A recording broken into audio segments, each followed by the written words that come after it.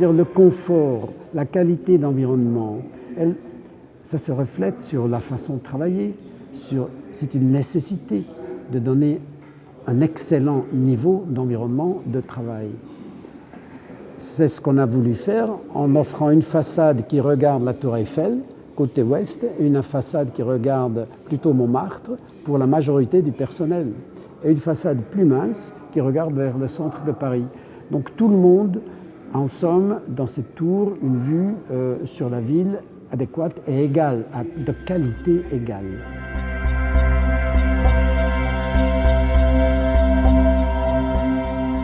Je sais que ça fait partie des bâtiments les plus performants de sa génération sur des immeubles de grande hauteur. Oui.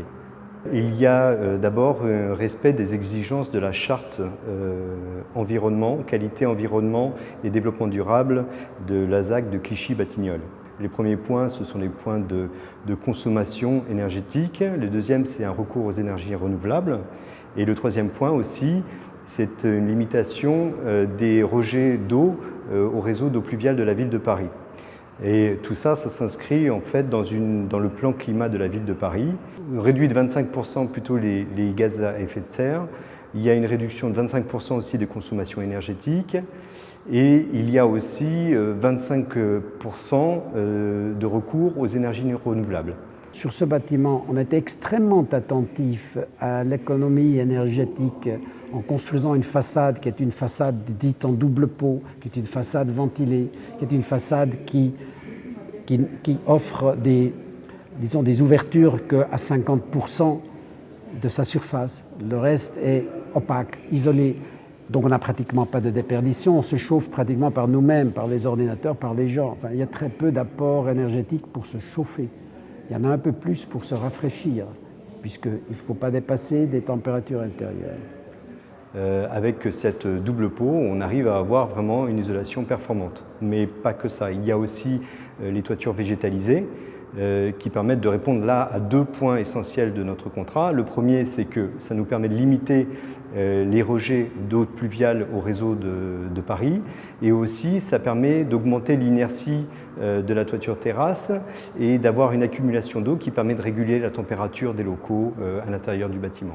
Il y avait le désir aussi de manifester cette notion de développement durable à travers l'introduction, je crois pour la première fois, dans un immeuble de grande hauteur, d'une végétation, mais d'une végétation véritable et visible et grande. On pensait beaucoup à ces gens qui travaillent là-dedans et au métier qu'ils font. Et on se disait, il faut quand même trouver des lieux de respiration intellectuelle. Quand vous êtes juge, ce n'est pas le métier le plus facile. Donc on a fait 8000 m² de terrasses plantées. Ce n'est pas tout à fait anodin. Il fallait créer des surfaces récréatives, reposantes, de calme. À côté de ça, ça a quelques petits avantages sur le plan technique du bien construire dans la notion écologique. Dans notre contrat aujourd'hui pour ce projet, il y a un objectif de 50 kWh d'énergie primaire par mètre carré Schon. Et ceci équivaut à la consommation d'un bâtiment IGH contemporain divisé par 2.